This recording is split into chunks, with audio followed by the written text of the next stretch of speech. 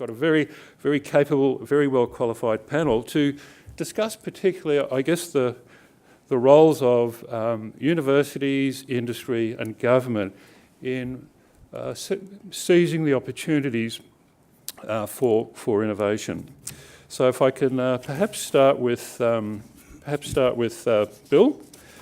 And Bill, I guess the question, there's been much attention to Australia's innovation system since the introduction of the National Science and Innovation Agenda in December last year, as referred to earlier today.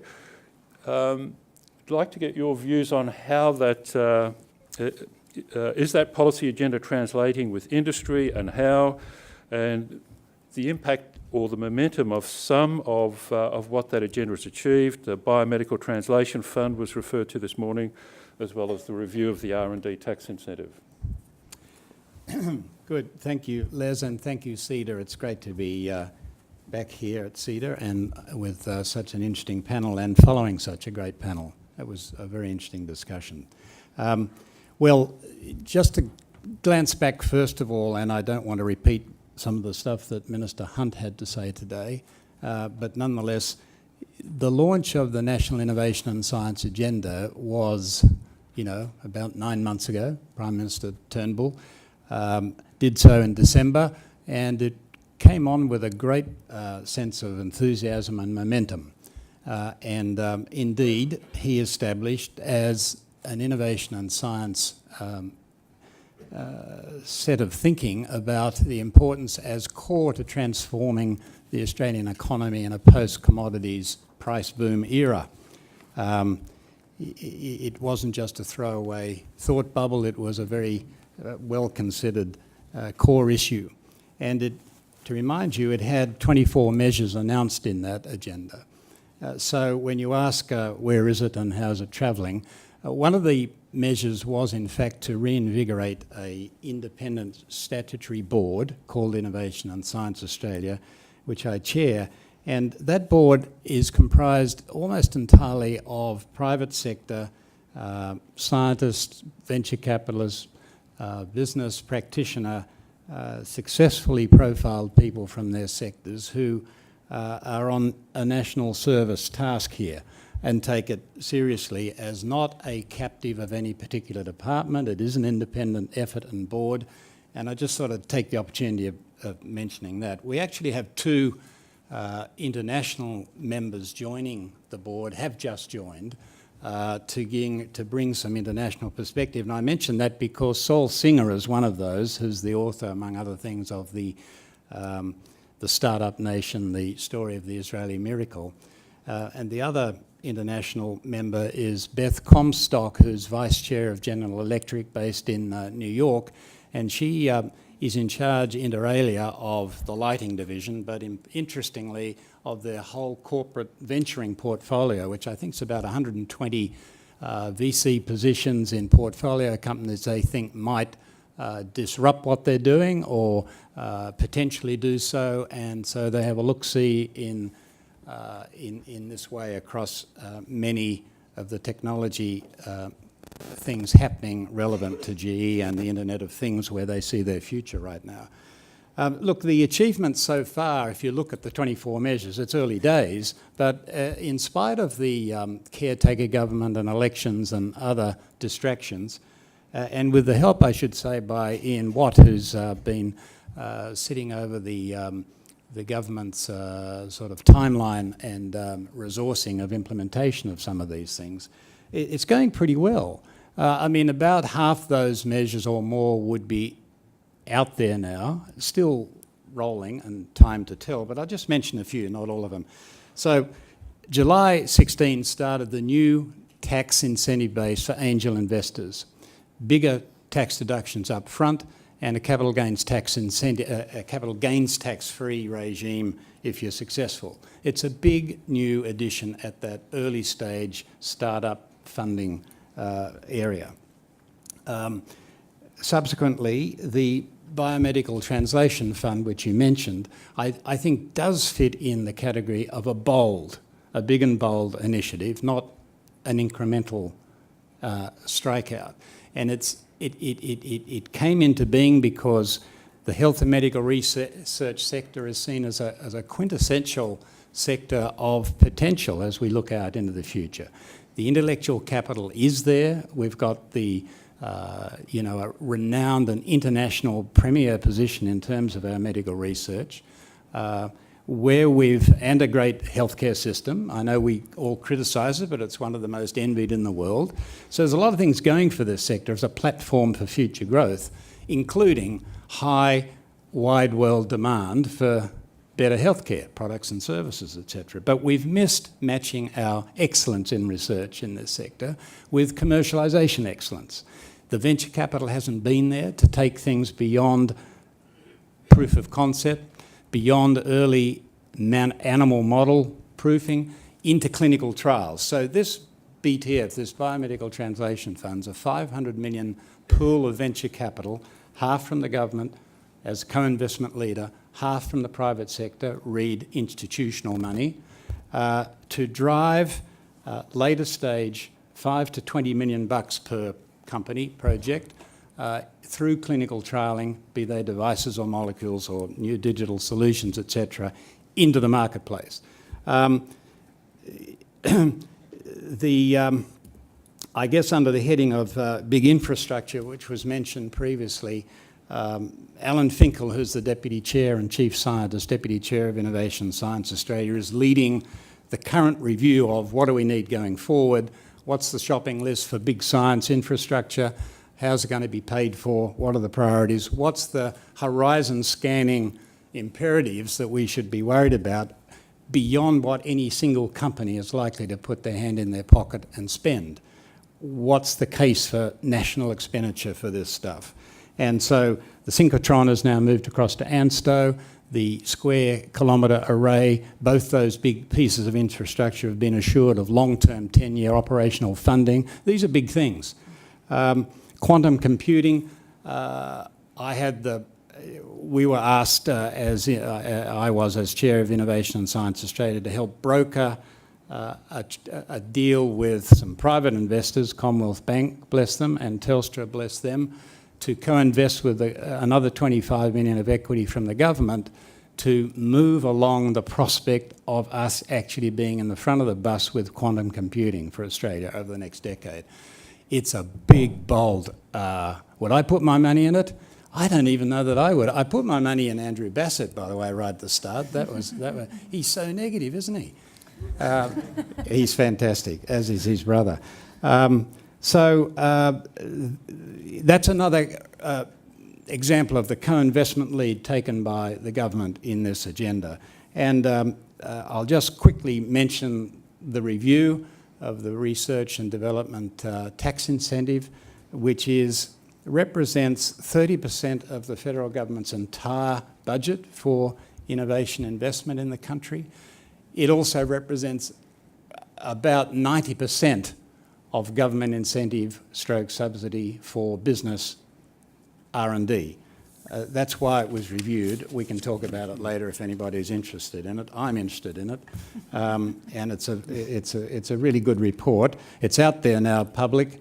It'll cop, critique, which we want, sunshine, they call it. I want thoughtful sunshine. So I think I should before pausing, the principal mandate that our board has, though, is looking forward. What can success look like in 2030 for Australia? How do you get there? What can the government do to help? Get out of the way, facilitate. What's it doing now? Will that work? And so our principal task next year is to bring that a set of recommendations by way of a strategic report to the government and to everybody by about this time next year. And we've already are completing, probably in the next month we'll complete, an audit or a mapping of what now is happening in a very complex set of ecosystems with state, federal, business, universities, academia. It is tricky. I think, I won't go on at this point. I'll just stop there.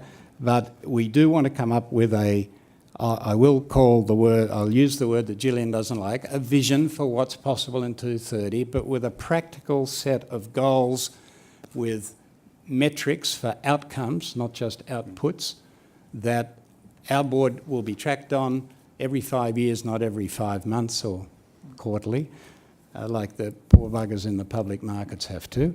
But nonetheless, hard metrics to say, how are we tracking, what can we do better? And so I'll talk more about that if relevant later. Thank you. Thanks, Bill. And look, I'd just like to pick up one aspect of your response, and that really is Australia's strategic context. Look, there are schools of thought about innovation should be encouraged, fostered in a very non-targeted way, because you're never exactly sure where the greatest innovations or opportunities might come, versus you have to pick the strengths and the comparative advantages. And I'd like to actually open this up to all the panel, but maybe just to take your thoughts a bit further, Bill, in terms of how wide or narrow should the focus be going forward? Well, that's a big question you'll get a lot of different answers to. Certainly I've learned if you walk around Canberra and talk about picking winners, you get wrapped on the knuckles pretty quickly because it's not politically popular. I've had to say to ministers, I've spent my whole life trying to avoid losers. Is it okay to pick a few winners, I think we all have to think about, it's politically correct to look for what you're good at, what your strengths are, and try and accelerate and facilitate those. So let me just stay with that. For me, they're probably winners, but they do include, sectors where you can identify investment successfully in intellectual capital already, really bright people doing really smart things. Sectors where there is some collaboration underway with publicly funded research. There just ain't enough of that yet in many sectors. And so, the health and medical research sector I've already talked about. There are other naturally endowed, competitively advantaged sectors we have, like, call it agribusiness, include aquaculture, ag tech. If you think protein's in demand over the next 15 years, why not have a look at it? I'm told that aquaculture might, if we allowed and get the investment happening in the north of this country, in prawn farming, etc., will exceed the rest of the total of all of our current agribusiness. For example, financial markets and capital markets products, another area where we're really strong from the savings base we have and what the world needs. Energy and renewables. I mean, there are some, I don't think we need to boil the ocean to identify some number of fantastic sectors to facilitate, turbocharge if we can, and we'll all have different ideas of how to do that, I guess. So I might open it up to Margaret or Catherine. Any further comments? So to follow on the picking winners, I'd actually already made a note that I completely agree with you all. We don't want to pick losers. In a company, you go with your strengths. You know what your strengths are, whether it's your capacity, whether it's your intellectual property, whether it's products you have in the market, marketplaces, customers, supply chains, and so on. And you try and build on those. But you also keep an open mind about where other things could come from. And I think as a country, it's not a bad model for us to also think about what are our strengths. Clearly, medical research has been one for a long time, particularly in places like Victoria and also to an extent in other states, agribusiness, and even in the mining sector, though, interestingly, our mining equipment and technology sector is relatively poor compared to the size of our mining sector. We don't have a Schlumberger or a Halliburton or some of those sort of organisations. But I think it's really important to both focus on our strengths with, say, 80%, 90% of what we do, but keep an open mind as well. I think it's also critical. And we do have strengths. You mentioned renewables. In the next set of solar cells that are put into the world, something like 50% of them will be PERC cells that came out of UNSW research in particular. So we do have some amazing strengths. That's half the world's installed base going forward will be Australian-developed technology. And I think sometimes we do rather beat ourselves up about our ability to commercialise things, often because they're not the things that are most in the public awareness. They're things that are often under the radar, you might say. And to follow up on some of the comments this morning about innovation, and I listened to Simon Poole, who runs Finisar in Sydney, which grew out of a CRC originally, or at least his business expertise did. He gave a great talk the other night about his view of innovation is ideas and execution, to hark to both Christine and Gillian this morning, earlier. And we have a lot of ideas. Our Chair Fishburners, we've got best part of 300 companies in there, a bunch of people, not all young, but I certainly double the age when I walk in the door. And they're all bursting with ideas. But on the whole, the thing that will bring them down will be the execution. And one thing we have less of in Australia is the heroes, the examples, the pull-through, the capacity of previously installed execution, if you like.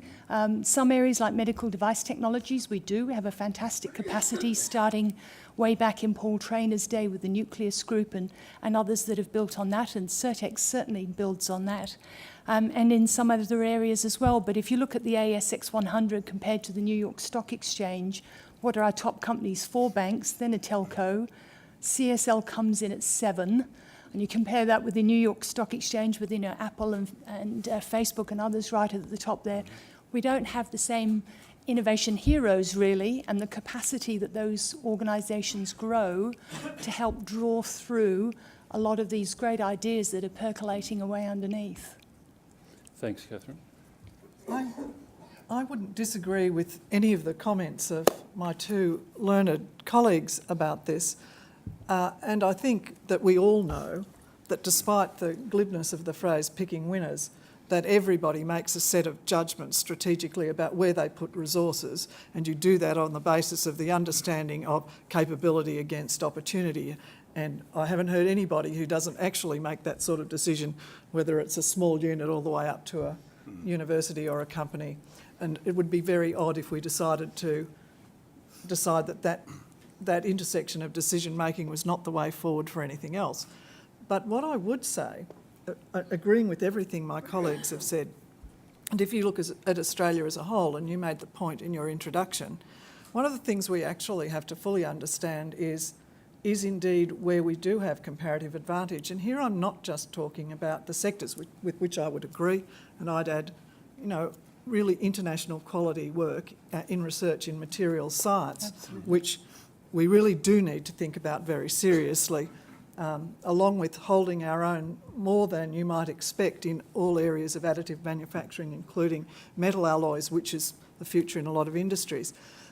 So my point is this: any metric that you put up will tell you that there is one thing you can put your money on as being world-class in Australia, and that's, in fact, our university sector and our research.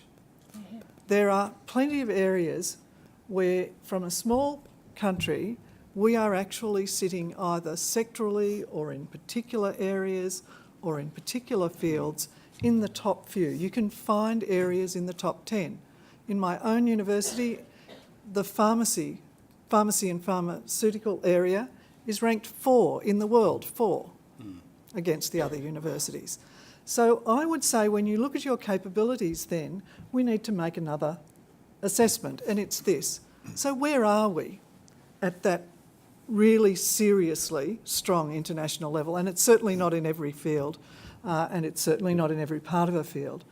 But when you ask that question, you get a different question about industry, because you don't just have to look at, though you should of course, what you can generate here, which we need to encourage, what we have here that might invest. Because if you're seriously good, you have to ask the question, what will come? Mm-hmm. Because there are whole countries, take Japan for example, where their R&D, large R&D is central and inside their companies. They're going to look for the best. Everybody looks for the best. So we need a strategy that actually understands where we do have competitive advantage and how we might leverage it. So I think one of the things we have to take off is thinking, where is that country that's really successful that we can emulate? You have to understand that. You have to understand the nature of its success. But you're not trying to create that country here. Because most countries in the world of our scale cannot generate the international impact in research that we do. So we've got something else. So what else should we do? So why isn't our lens on industry much more international as we think of how we proceed? We always have been an open economy, I think we have. But I think it's that. Strategy and opportunity tells me that in Australia it's a different set of questions. Thanks, Margaret. And that probably leads naturally to that industry, university industry or research industry collaboration or liaison. The competitive index certainly ranked it certainly less than the capability it's there. What are the barriers, whether it's internationally or domestically, for strengthening industry research collaboration? I think we do have to understand the structure of industry here. It is more difficult to build very substantial research collaborations if you're working with a cluster of small and medium enterprises than it is working with a large company with a large R&D effort. Inevitably, just a standard complexity of intersection and relationship question that has to be assayed. That would happen in anything. So we do have a structural issue which we can't wish away. So no point wishing it away, we then have to confront it. I think a lot of the things that are in train are absolutely wonderful. We do have to get the incentives right. I think that we are seeing a lot of evidence, and Bill can talk about it more eloquently and Catherine than I, of getting those incentives right. The other thing that's really important, and I gather this morning there was a degree of bipartisan agreement on the way forward in this agenda, we must have more long-term certainty. There's a whole difference with tweaking a sector or a set of organisations than there is to tweaking the intersections. The possibility of something going awry is much worse. So we do actually need much more certainty than you would actually expect in many other policy domains or many other policy settings, because people have to set long term, they have to actually understand what they can do, and they have to watch it through. And they have to invest. And they have to invest. And you don't invest and say, oh, well, in 2 years that might change my mind. Not if you're seriously investing in R&D. So we need more longevity. I also think we've got lots of great schemes. So that's my plea. Let's not keep changing them or even changing the names so frequently. Because if you're communicating with a small and medium enterprise, that's enough. That's enough to lose people. But the other thing I would say is I think we need to think, therefore, more seriously, and we are doing this. I mean, this work is happening. But if I looked at some of the things I look at from where I sit, sort of smaller perspective, you might argue, and I look at what works, then clusters work. And I just want to give two examples. Everybody looks at the United States, and everybody looks at Israel, and so they should. All great examples. We happen to have at Monash an alliance with a university called Warwick University in the UK. And they have something called the Warwick Manufacturing Group, which was established in 1980. The Warwick Manufacturing Group, one might argue, came close to single-handedly revitalising the automotive industry. I'm not making a plea for the automotive industry here, it just happens to be that is their example. It generates the great bulk of its very substantial income from, it has a £120 million research budget, and only 10% of that is funded out of federal government funds. So it comes from industry. They have long-term partnerships. People will know Jaguar, Rolls-Royce, the relationship with Tata. 1980, to get to the scale they got to, it's long-term partnerships with industry. It was strategic investment by government. It was making the cluster work in the region they were in. And this park does everything from executive education all the way through to basic research. And it's all funded on these relationships that have been built up over time. But people didn't keep changing the rules too frequently. Government invested because they recognised it was a successful cluster. Now, I know we're looking at those things in Australia, or you could look at I won't keep on. You could look at Kennispark in the Netherlands, also a very interesting example of a cluster where the universities and industry, much of it small and medium, but some big industry partnerships, makes for a very exciting space. We have clusters in Australia. I live in one around the Clayton precinct with CSIRO and small and medium enterprise and a lot of manufacturing and Monash University. There's Parkville in the centre. We have clusters. There's Macquarie Park in New South Wales. We need to make the cluster example work, and that's a bit about recognising what's been working at the moment, what's working. One subset of that is the CRC program, and Yes. it's probably one of the few programs that has had the longevity of now 25 years, and I'm privileged to be chair of two CRCs, one which is 100% public good and one which is a 99% industry good and some public good as well. And so for 25 years, there's been rule changes which have been difficult and we've had to ride them out. But the bottom line is it's industry, it's other kinds of users of research. For example, in the hearing CRC, people like the Deaf and Blind Victoria, I can't remember, they've changed their name recently, but that's my kind of shorthand for it. And then the universities and other research institutes such as CSIRO, ANSTO and so forth.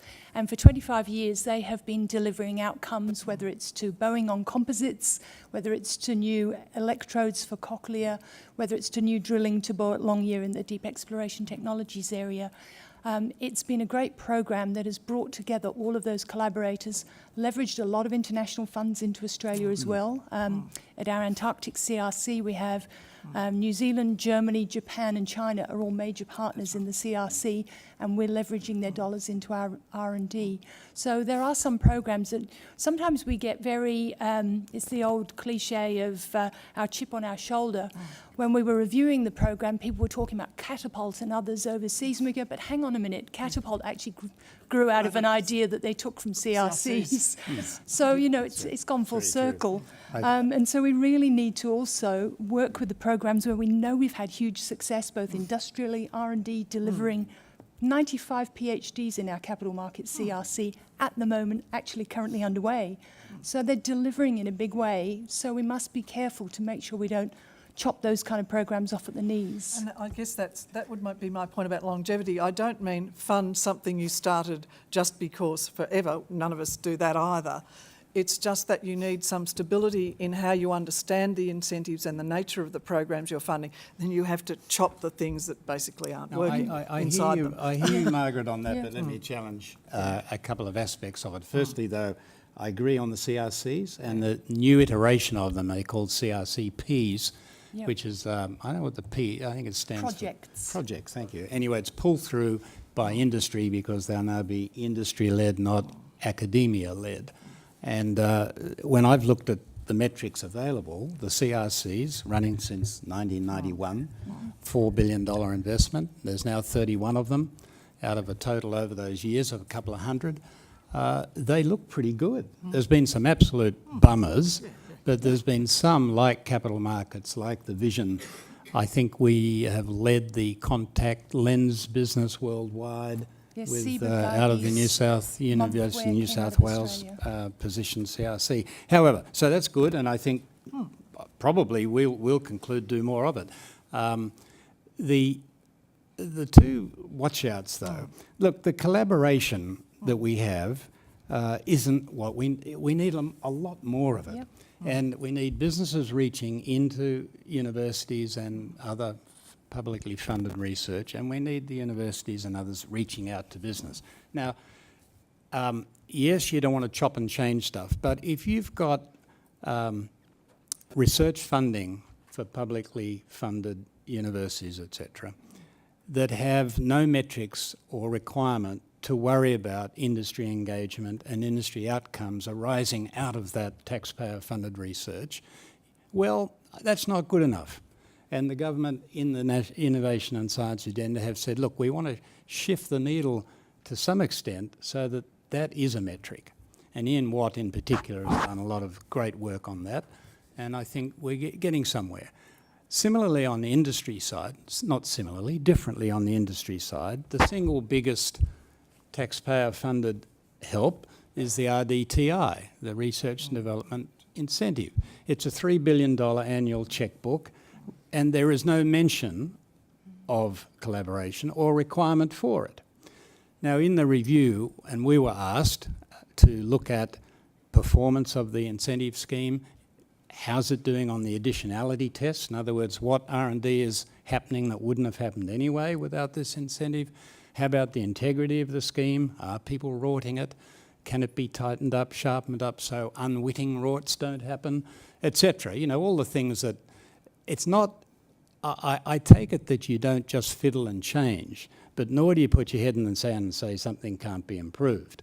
And in this case, one of the recommendations is putting forward a carrot, not a stick, a 20% offset tax premium for larger companies, those defined as over 20 million in revenues, to collaborate, to spend, to the extent that they direct R&D with the universities and PFROs, and or employ more PhD grads and postgrads into business. Why not? The reality is, you look at the researchers in Australia, we have 30% of them employed in business, and in all the countries you mentioned, offshore, and we're not going to copy them, but offshore, the people we regard as the top 10 innovative nations have like 60% of their researchers are in business. Well, I don't know if it should be 35 or 40, but we need more of it, not less of it, and I know we'll agree on that. And you do have to do some re-examination of long-held funding rules. They're the big levers, those two. They're always big levers. The other one is also the way we measure people, and that's been certainly a long-term issue with universities measuring people through peer-reviewed journals and publications and so on, and their relationship with industry not having an impact on their career, and therefore not something they're going to pursue as individuals to try and increase their personal relationships with industries. And I think that's something as a group that we need to try and get our heads around, how we can better enable individual researchers within the system who really have a lot of value they can add to industry and would choose to, except that the systems sometimes hold them back. Can I just say two things about these? When I said let's have some stability, it's first on the basis that you have a good program, and I agree with you about the R&D tax incentives. We need to get that right, because one of the other barriers is not having the incentives right. And a good example of a long-term program is the CRC. Let me just say a couple of things about these metrics. Can I just take 2 minutes? 1 minute? I am conscious, if I was worried that there weren't enough questions to occupy the time I shouldn't have been, but I do want to leave some time for questions from the floor. But I'll be very quick. Yes, it's important to measure, and I think we will look at ways to have an idea of the impact of research. We need to be very careful that we actually leave room for research where you can't see the impact immediately. One of our biggest cancer therapeutics that came all the way through and through a CRC and with CSIRO started as research on something entirely different. And if you'd said, let's measure it this way, and this might revolutionise a fair area of cancer therapeutics, you would never have started it. And it took decades, and it started with PhD research. So yes, the importance of investment in PhDs and their type of collaboration, I think, is really, really important and very high. I think we have to be very careful about how we structure the metrics, that we don't send strange signals. And to come to this point about that seems to have taken hold, that we measure researchers in weird and too narrow ways. I want you to look at the way researchers are measured around the world in countries that are regarded as doing much better than us in this space. And let me tell you, in some ways much more the same and more narrowly than us. So I don't think that is actually the key barrier. I don't think it's the key barrier, but I think it's one nuance of the barriers. But you're trying to suggest that it might make a difference. So is it a real barrier there or not? This might provide a good dinner conversation tonight, I suspect. Look, I think there's a question up there. Thank you for that. But should start to take questions. We probably have about 6 or 7 minutes left, and I think there was one over there. Thank you. Ruth Schubert from University of Melbourne. This is a fantastic conversation. I would really like to thank the panel for their comments to date. What I would say is that we are largely a small business nation, and one of the issues for small business is actually engaging with universities, because there is a scale issue, there is a status issue. In innovation ecosystems that are really vibrant in the US, in Canada and in Europe, they are multi-party arrangements. So this concept of a university precinct, great idea, good start, but it actually misses some really key players that some of the higher colleges of technology should also be included, because they also have good relationships with industry, and it's one of the really critical issues to get small business and large business involved in this space. So I'd like the panel's thoughts about those. If I could, just on that cluster, I mean, I didn't spell out all the partners, but the point about clusters is they do need a variety of partners, and it's why I sort of referenced Clayton because I'm closest to it, and I know we've got CSIRO. I know there's a lot of small and medium enterprise, quite small companies. I know in this case there's TAFEs down the road, if you like, in the Chisholm area. This is just about being able to bring that ecosystem together, and I would agree with you that you've got to see where it's actually existing and then try and just leverage and invest to make it more vibrant. I think creating them from scratch is a sort of slightly dicier notion than looking at where you've got most of the elements, and that's what I would suggest. But it's certainly, I would not exclude. I was asked about universities, but as someone who once ran an institution that had a very vibrant vocational education arm, I would agree with you entirely. They're an important part of the mix. I just agree. Is there... Oh, there is a hand up there in the middle.